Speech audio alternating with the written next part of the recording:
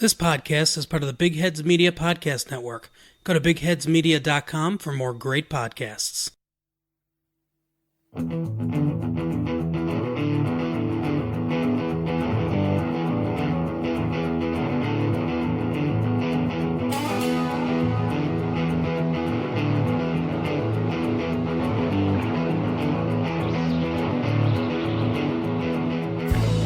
Hello, everyone, and welcome to MeowMix, a Carolina Panthers podcast. My name is Steven. My name is Jerry. And I don't know any fun way to start this episode other than saying Panthers got their asses kicked today by a 2-7 team coming in. Yeah, completely and utterly. NyQuil Severe gives you powerful. This podcast is not brought to you by NyQuil. No. Yeah, final score 29-3. The Falcons defeat the Panthers. And this was ugly from the get-go. Yeah, well, it wasn't that ugly. It was a horrible game plan offensively, first off. I don't know what Norv Turner thought he saw in the footage, but he was an idiot. He threw the ball way too much in the first quarter. He only ran the ball twice in the first quarter. I think maybe a couple more times at last minute, but it was stupid. And by that time, I mean, they were already up on us and, had all the momentum. It's awful.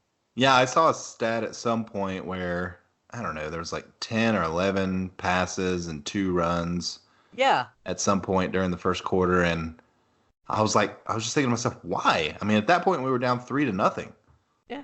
Like, why are you intent on throwing the ball every time possible? Particularly when the first drive of the game, 3 plays in, resulted in an interception. And an ugly interception. And not only that, we have Christian McCaffrey. Right. Look, it's not like we can't run the ball.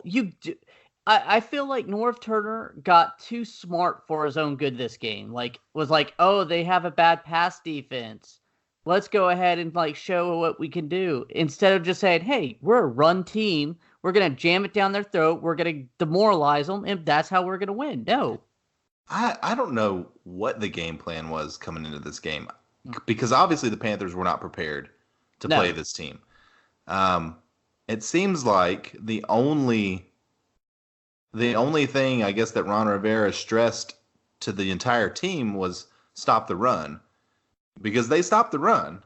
They finally stopped the run. But there's your positive. I mean, we allowed 54 yards rushing the entire game. But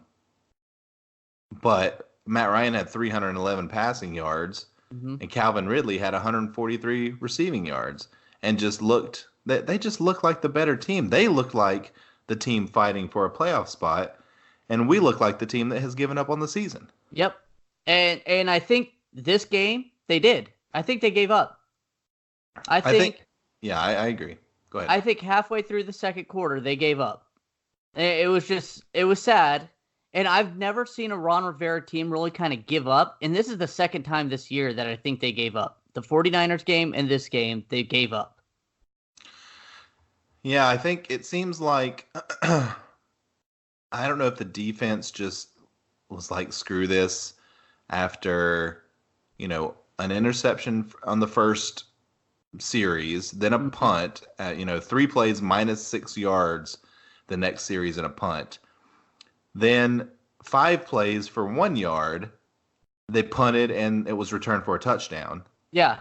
And then the next series was another interception in the end zone. That terrible pass to I guess DJ Moore in the end zone that Trufant just was there. I don't know if Kyle Allen didn't see him or he expected DJ Moore to run through him. I have no idea what was happening there. But in the first half, interception, punt, touchdown, return, interception, punt, interception. Those were the series for the Panthers in the first half. Just ugly. And then the second half starts out with turnover on downs. Not only that, Kyle Allen's first pass. First of all, we come out of the gate in the second half. What do? We pass it right away, and he threw it straight to the defender, and the defender dropped the ball. And it was a bad pass, too. It was. at that point, I don't know why they didn't trot Will Greer out there. He couldn't have done much worse. I mean, it's not impossible to come back from 20-0 at halftime, but the way this team was looking, I agree. I mean, obviously Kyle Allen did not have it today. And he ended up with 4 total interceptions, 325 passing yards, and around 60% completion percentage. But if you watched the game, he just wasn't. They weren't doing anything. It was all dip and dunk passes, and even those weren't always on target, and they were getting intercepted. I'm so frustrated at this game, at this team. I don't know what else to say. I felt like I was watching Ron Rivera's career funeral for the Panthers. Yeah, the offensive line was awful. I was looking at the drives, and 4 series ended before the punt ended in a sack. Oh yeah. That's how third down ended up on each of those series was a sack. You can't win when you can't convert on third down. And they could not do that today. Greg Little was doing his best turnstile impersonation because he kept giving up sacks. He kept letting his guy go right around him. It was awful. It was happening. Didn't do much better. I was going to say, it was happening all over the line. Darrell Williams came in for a play and he almost sacked Kyle Allen himself. Yeah. I mean, that's how bad the defender just pushed him into him. But we were 2 for 14 on third downs. You know what, though? Norv wanted to pass the ball still. 51 passes from Kyle. Or 50 passes from Kyle Allen today. And 14 rushes. 14 rushes for Christian McCaffrey. 50 passes from Kyle Allen. And Christian McCaffrey was doing well on the ground. That's what I just didn't understand. It wasn't like they run stuffed him there. He got 70 yards. He was averaging 5 yards a carry. And he looked good. Yeah. There was a point, was it in the third quarter or maybe late second quarter, where we were just marching down the field, and McCaffrey had like 3 plays in a row where he had run one for maybe 9 yards, and he caught a pass for 15 or 20 yards. Mm-hmm. And then he ran it again, and he sort of stumbled, but he stumbled for like 7 yards. Yeah. And then they just took him out. And we were marching down the field. They just took him out and brought Bonifant in. 3 plays later, you're turning the ball over. Exactly. And it's ridiculous. I don't understand what the thought process was there. Honestly, in the first quarter, I was thinking, wow, is Christian McCaffrey actually injured? Because he's been on that injured report. It's kind of holding off. So I was like, maybe he's actually injured. But then they started playing him a little bit more, and I was like, what is going on? Ended up with 25 touches in this game. Yeah. Almost 200 yards. The guy was the only thing worth watching in this game from the Panthers' perspective. The defense looked terrible. I mean, they gave up 29 points. They gave up the special teams looked terrible. It was just you got beaten all 3 phases today handily. Yeah. I mean, Atlanta came out to play. They played their hearts out. They dominated that game. Matt Ryan made our secondary look like Swiss cheese. I saw him, their receivers beat Dante and Bradbury this week. It was just bad. And like I said, this is the second time this season this team seemed to give up on Ron Rivera. I'm shocked because every season before this, they fight tooth and nail for him when his job's on the line. And I don't see it. I think the loss of Cam actually plays a factor in that, because I think Cam and Ron are very close. Mm-hmm. And I think that plays a lot into the respect that the team typically has for Ron, is because of how they see him treat Cam and how they see Cam treat him. Well, Cam's not around. I do think that's got something to do with it, but I don't think Bradbury had a bad game. He was on Julio Jones most of the time. Julio had 6 catches for 91 yards, but almost 50 of those yards came on 1 pass. I think Bradbury played pretty well, but Dante Jackson played awful. I think Bradbury was on Calvin Ridley for one of the deep plays. He might have been. I don't know, but I'm kind of at a loss here, to be honest with you. But I mean, I think Bradbury played okay. I think Dante Jackson got beat a lot, And then whoever the hell else was out there in the secondary. I mean, Cockrell didn't play today. So Eric you Reed. you had Eric Reed out there, Javian Elliott out there. I don't know. Trey Boston had a decent game. Trey Boston had a couple of nice tackles early in the game, but then I kind of lost track of him. Yeah, I mean, once this game started snowballing down, I mean, it was hard to pay that close attention and not, continuously drink shots. Kyle Allen, I mean, let's just talk about it. He's not the Panthers' future. No, not at all. And I don't think he should even be the Panthers' present at this point. Since that Arizona game, Kyle Allen has 5 touchdowns, 9 interceptions, and 5 lost fumbles. Yeah. I've been on his, bandwagon, not bandwagon to start, but just, let's see what he can do. After this game, I'm done. I'm done wanting to see what he can do. He will never be anything besides a okay backup. But once they get film on him, once something happened to him this game that he's done. He just mentally broke down. He was obviously throwing the ball horribly. Open receivers throwing it to the wrong guy. He was shell-shocked. Yeah. And it reminded me of that Jake Delhomme game where everything kind of started coming crashing down after that game. Yeah. I could see that. I hope they don't make the same mistake with Kyle Allen that they did with Jake Delhomme and immediately give him a vote of confidence in the term of a big contract. Well, that was also in the playoffs. I know, but still. And Kyle Allen has a few more games. Like I said, I would at this point, I don't know about you, but I feel like the season's over now. I don't think we're gonna chase and get a wild card at 5-5 the way the NFC is. Let's look at it. So the teams right now in the wild card spots are Seattle at 8-2, Minnesota at 8-3. Minnesota won today. Mm-hmm. So that puts us minimum 2.5 games out behind Minnesota, who's playing very well. Yep. But then we also have Los Angeles and Philadelphia ahead of us as well. I predict Chicago Philadelphia is going to win that conference, by the way. They might. And then the Cowboys are 6-4. Yeah. Or division, sorry. Yeah, we're ninth in the NFC right now, and a very, very tough NFC. And we still have to play the Saints twice, and we have to play the Falcons again. And obviously the Falcons are not going to just roll over for us like I believe the team expected them to. Yeah.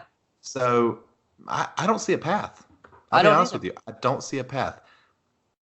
Now, last week I had a different feeling, but the abysmal play that they had today, I don't see it either.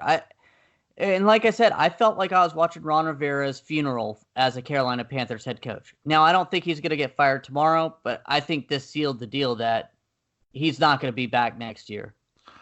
Yeah, it'll be interesting to see how Tepper handles it. Again, he came from the Pittsburgh ownership tree, I guess, so they usually don't do coaching fires midway through the season. So we'll see. But, if there was ever a game that you'd fire a coach over that's on the hot seat, yeah, this could be it. Yeah. Especially, like you said, going against a rival 2-7 Atlanta Falcons team.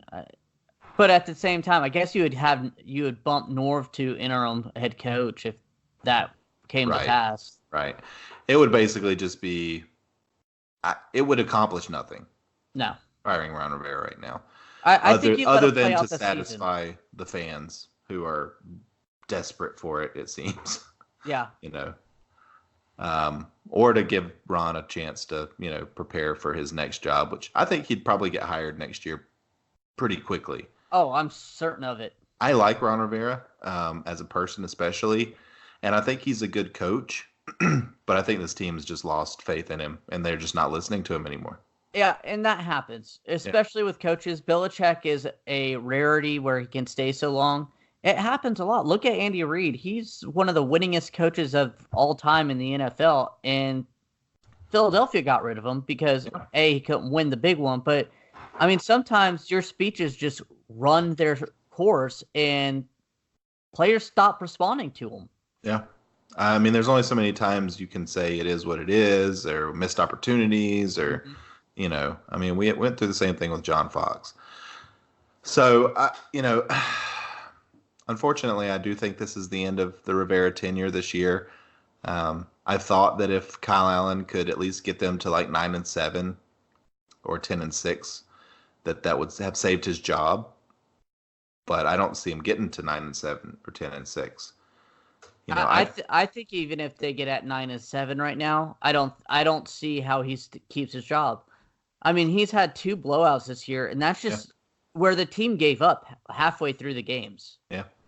I mean, once Cam went on IR, you know me, I was doom and gloom, and I predicted that the team would finish 8-8. Now I feel like that was optimistic. Yeah. Because I don't know that I see 3 more wins on the schedule, honestly. It really depends on how they respond to this game. If they come out next week swinging, who do we play next week? I'm sorry, I don't have that Washington, schedule. I believe. Let me verify that. No, I'm sorry. We play the Saints next week in New Orleans. Okay. Hypothetically, I'm trying to put on my positivity hat right now. Okay. Whoop. So, what happens if we go down to New Orleans? We somehow magically, curse them and somehow magically win. And then this podcast and the season may seem different, but I don't see it right now. I don't see a way that we go and beat New Orleans. Well, we've lost 3 of our last 4 games. Mm-hmm. The only team we beat was the Titans, who are not very good. Mm-hmm. I don't know. I mean, if we beat the Saints, then we have the Redskins after that, which should be a win. Mm-hmm. Then we have the Falcons again, which, who knows? I mean, they just beat the shit out of us. But then we've got the Seahawks, Colts, and Saints. Yeah. I mean, how do we win those 3 games? I don't see it. I just don't see it. I don't either. I was just trying to be positive and I understand, but and the Saints are beatable. The Saints got beat by the Falcons last week. Maybe the Falcons, I think I'd feel worse if I was a Falcons fan. Yeah. Because I mean, you start out 1-7 and then you beat 2 supposedly good teams in a row. Not only that, pretty convincingly. Their defense has been abysmal up until last week. Mm-hmm. Like, they had 6 sacks going into New Orleans, and then they've had, 7 sacks total for the season going against New Orleans. They had 6 in that game. How many did they have in this game? 5. 5. They harassed us. They also had 2 interceptions for the season coming into this game and got 4. Yep. Good old Norv had a great game plan this week. Nobody had a good game plan for us. I'm joking. I mean, I understand, but like Ron Rivera had a terrible defensive game plan, other than stopping the run, I guess. But they didn't even have their good running back. I mean, Brian Hill was their leading rusher, 15 carries for 30 yards. Brian Hill, I don't even know who Brian Hill is. Like I said, I feel like the defense gave up in the second quarter. Yeah, I mean, that or they got tired or something. It just looked bad. We were down 20-0 at halftime, 26-0 at the end of the third quarter, and then Joey Sly at least saved us from the shutout. But I don't even know why you kicked that field goal. Like, just go for it. What does it matter at this point? They didn't want to have a 0 on their scoreboard. That's what my guess is. That's purely a pride thing. Yeah. Yeah, I mean, I'm sorry that this is, for everybody listening, that we're so down on this right now, but I'm sorry. The listeners are Panther fans. They're feeling the same issues we do right now. That sure. I wanted to pull their hair out watching this game. I'm sorry. It's not going to be a positive podcast today. It's just a horrible loss. It's worse than the 49ers one because the 49ers were a really good team. Atlanta hasn't been a really good team this year.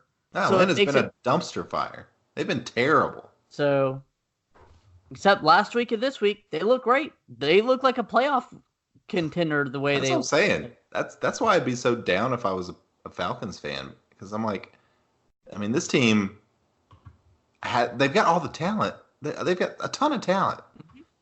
They've got the Bucks next week. That's probably a win. Then they play the Saints and Panthers again back to back. Then they've got the 49ers. That's probably a loss. But they close out with the Jags and the Bucks. I mean, they could legitimately get to 6 or 7 wins. Yeah. After starting 1-7. Well, you want to go into heroes and zeros? Yeah, I mean, my Christian McCaffrey Hero of the Game award is Christian McCaffrey. Yeah, mine too. There's nobody else that deserves it. He still had 190 total yards. Even though they didn't want to give him the ball running the ball, he still produces. Yeah, we should mention 14 carries for 70 yards, 11 receptions for 121 yards. This is definitely the most receptions he's had since Kyle Allen came on. Yeah, so he only had one game. Actually, this is his first 100-yard receiving game of the year. So, nice job, Christian. Oh, there is a fun little stat that he won this week. He actually passed LaDainian Tomlinson for the most receptions by a running back in his first 3 seasons. I saw another stat where he's only the second running back with over 2,500 rushing yards and 2,000 receiving yards in his first 3 seasons. Him and Herschel Walker. Yep. Those are the only 2. So, what a draft pick. Yeah. I mean, honestly, amazing. Gettleman's greatest pick. Yeah, that's his legacy here is McCaffrey. Zeros, I mean, too many to count, but who do you got? Well, I'm going to go ahead and give it to Kyle Allen. He looked horrible. He looked lost back there, and he just was he made bad decisions, throwing 2 picks in the red zone. Again, it's just, like I said, I was ready to see Will Grier out there, because even if Will Grier sucked, the game was already gone. Yeah, I agree with that. Kyle Allen would definitely be my 0, but I'm going to give it to Dante Jackson. Okay. I'm placing him as the most responsible for Calvin Ridley's big game. And we've talked about it before, but he just relies too much on his speed, and he doesn't play very good technique. No. He's not where he needs to be half the time, and he thinks he can make up for it. Well, Calvin Ridley's a fast guy. It's the NFL. They're all fast. Yeah. All the receivers are fast. Running backs are fast. Everybody's fast. So, come on, Dante. Just, work on that technique over the offseason and come back like Bradbury's done and Josh Norman before him. Like, you've got the talent. Now, put in the work. Yeah, that's been my biggest negative about him. Even when he came out, whenever he was talking about being a great quarter, he never talked about being a great quarter. He just said, I'm fast. Yeah. Who cares? Right. You're not Usain Bolt. Usain Bolt's fast, but he can't play the NFL. Yeah, he tried. He can't catch a ball. Exactly. Maybe he should play corner. Another issue that I've had is Eric Reed. Yeah. Now, Eric Reed did not play very well today, but the guy is way more concerned with Colin Kaepernick than he seems to be with his own team. Mm-hmm. I mean, he was he went to Kaepernick's workout instead of being with the team and preparing and everything. I mean, that took a lot of time out. And then after the game, all he wanted to talk about was Colin Kaepernick. Not about the butt whooping he just took. Yeah. Like, just shut up about Colin Kaepernick. Nobody gives a crap about Colin Kaepernick right now. No teams have contacted Colin Kaepernick. We're not interested in Colin Kaepernick. We're week 11 of the regular season. Right. You have a job. Play and you're play getting for your paid team. very well. Sorry. I mean, Colin Kaepernick stands for something I agree with, but don't necessarily like the way he goes about it. And I don't necessarily like a lot of other things about Colin Kaepernick as a football player. So let's just shut up about Colin Kaepernick. Like, I'm done with Colin Kaepernick. Colin Kaepernick is not going to be the next quarterback of the Panthers. Oh, no. No matter how much Eric Reed wants him to be. All right. What else? Well, I think on that, we will take a short break and be right back with the rest of the NFL scores. Hey, Steven, you think the Panthers are going to cover the spread this week? You know I'm always going to put money on the Panthers, Jerry. Well, since you're the type of fan that knows football so well and you could choose any game and call it, well, maybe MyBookie is the place for you, because it will let you turn all your sports knowledge into cash in your wallet. You know, I like to do parlays, so that means, if I like the Panthers and then I see another couple of games that I think are just definite wins, like the Saints against the Falcons, that's an easy win. So I like to put my money on the Panthers and then maybe choose the Saints money line, something like that, and you increase your winnings that way. So I'm a big parlay guy myself.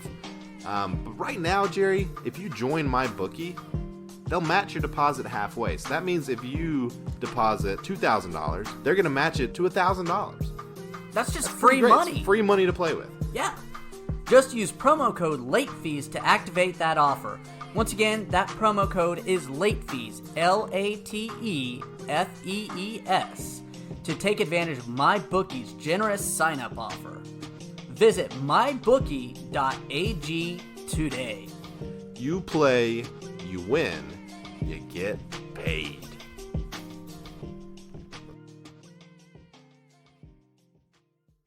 Hey there, are you a college football fan? Well, I'm Andre Cherry, and on my show, the Cherry Pickin' Podcast, I dive deep into the world of college football during each week of the season. For the past 9 seasons, fans have come to my site, cherrypickinsports.com, to hear my college football analysis and game-winning predictions for each week of the season. The Cherry Pickin' Podcast is presented by the Big Heads Media Podcast Network and can also be found on Apple Podcasts, Stitcher, and Spotify.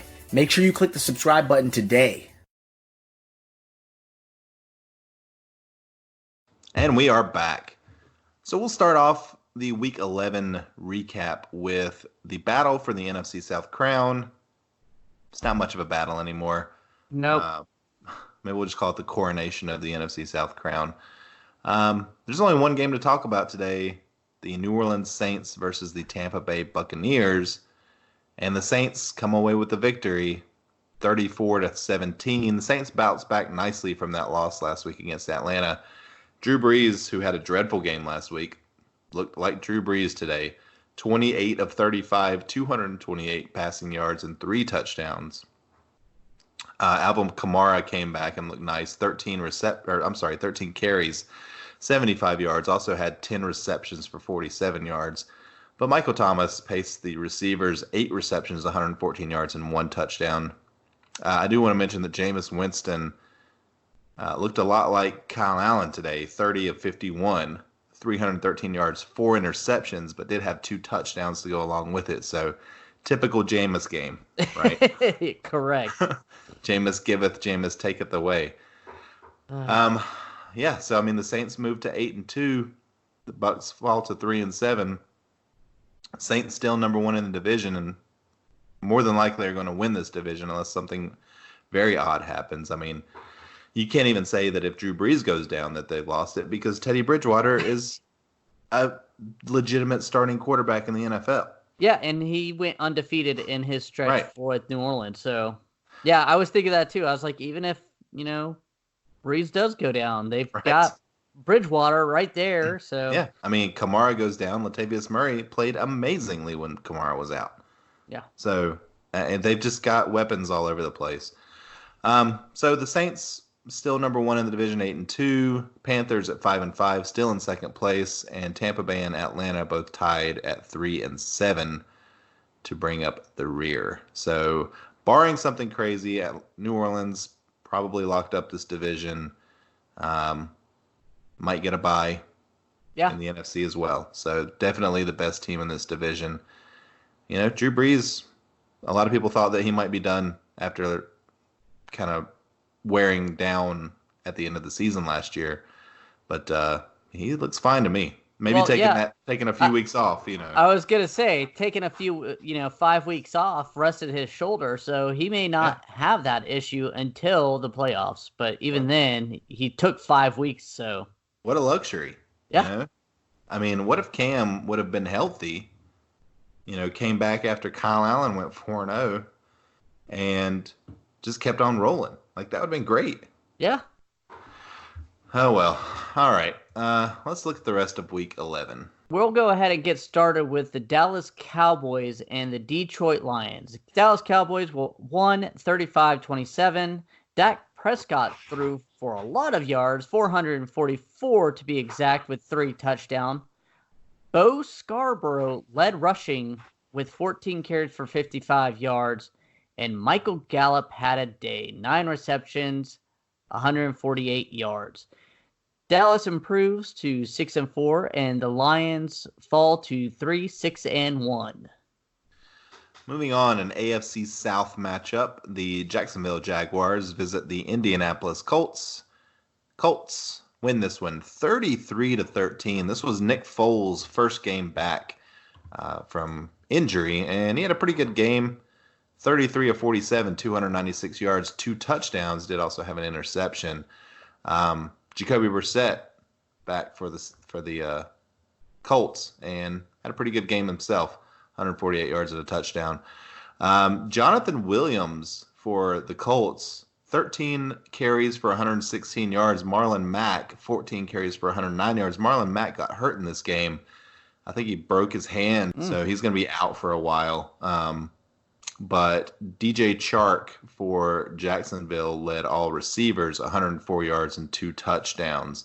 So the Colts go to 6-4, and the Jags fall to 4-6. And moving on to AFC East game, the Buffalo Bills defeated the Miami Dolphins 37-20. The Dolphins couldn't make it 3 in a row. There you go, Dolphins. Back on track. Ryan Fitzpatrick threw for 323 yards. Devin Singletary for Buffalo ran for 75 yards on 15 carries. And John Brown had another good game, 9 receptions, 137 yards, and 2 touchdowns. The Bills improved to 7-3, and the Dolphins fall to 2-8. The Bills look like they're a wild card team. Yeah, and the AFC especially. They got back on track today. Moving on, the Denver Broncos visited the Minnesota Vikings, and the Vikings came away with a victory. This was a good game, 27-23. Kirk Cousins had another very good game, 29-35. Super efficient, man. 319 yards and 3 touchdowns. Philip Lindsay led all rushers, 16 carries for 67 yards. And again, without Adam Thielen, Stephon Diggs came up big, 5 receptions, 120 yards, and 1 touchdown. The Minnesota Vikings moved to 8-3, and the Denver Broncos fall to 3-7. Yeah, the Minnesota Vikings outscored Denver 20-0 in the fourth quarter to win that game. That's pretty impressive. Yeah. Now, moving on, the New York Jets defeated the Washington Redskins 34-17. Sam Darnold had a really good game, threw for 293 yards and 4 touchdowns. Le'Veon Bell, he's just not the same. 18 carries, 59 yards, and a touchdown. And Ryan Griffin led the Jets with receiving for 5 receptions, 109 yards, and 1 touchdown. The Jets improved to 3-7, and the Redskins fall to 1-9.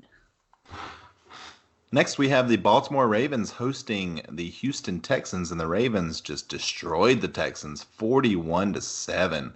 Lamar Jackson just continuing to show that he is a force to be reckoned with, an MVP consideration. 17 for 24, 222 yards, and 4 touchdowns. Also added 9 carries for 86 yards. Gus Edwards actually led all rushers, 8 carries for 112 yards, had a 63-yard run himself. And DeAndre Hopkins led all receivers, 7 receptions for 80 yards. Baltimore moves to 8-2, and Houston falls to 6-4. Lamar reminds me, we used to feel this way about Cam. You know? Yeah. Putting up big rushing numbers, good throwing numbers, lots of touchdowns, not a lot of interceptions. These guys enjoy it, Baltimore. That's all I have to say. He has a good team around him too. Cam never had that. In 2015.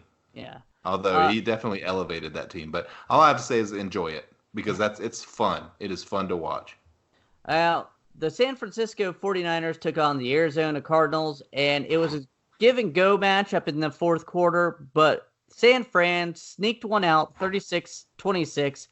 Jimmy Garoppolo threw for 424 yards and 4 touchdowns. Kyler Murray led all rushing with 8 carries, 67 yards, and a touchdown. And Deebo Samuel had 8 receptions for 134 yards in San Francisco.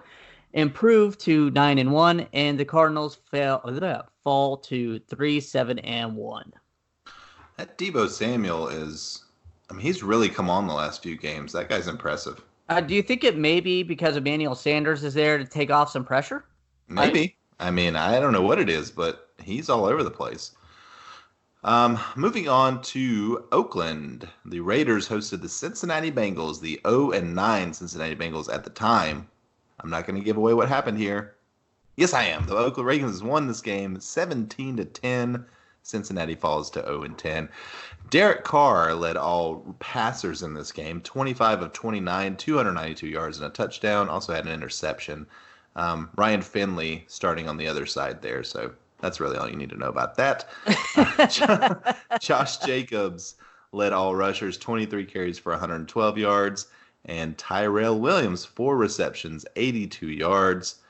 The Raiders moved to 6-4, 5-1 at home, by the way, and probably their last season in Oakland.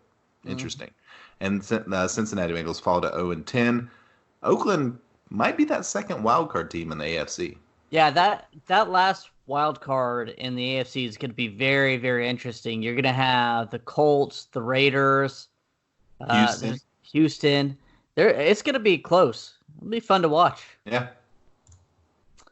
Moving on, the New England Patriots defeated the Philadelphia Eagles 17-10. Tom Brady led passing with 216 yards.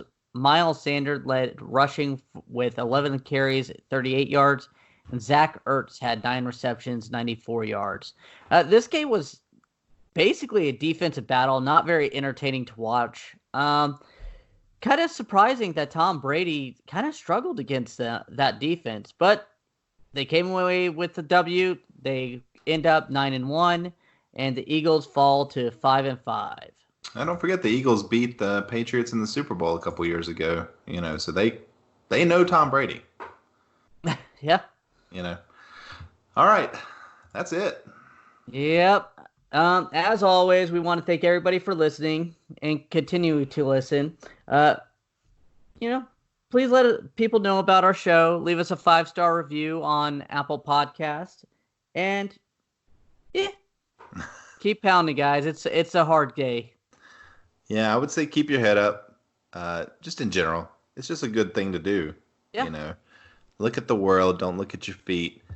Panthers wise, we can start looking at players, individuals that are standing out. Obviously, the team's going to have to start looking at contract extensions for some of these guys. So it's, there's still a lot to be determined in the last half of this year. So let's just keep watching and keep rooting for our guys. Who knows? Something crazy could happen. Yeah. If anybody has any ideas for show topics or anything, please send it to MeowMixMailbag@gmail.com because we're going to be searching. Yeah, we're just going to start reviewing movies. So, hey, we went out, we go 11-5. Still might not get us into the playoffs, but it'd be fun. It would be a blast. All right, everyone. Keep pounding.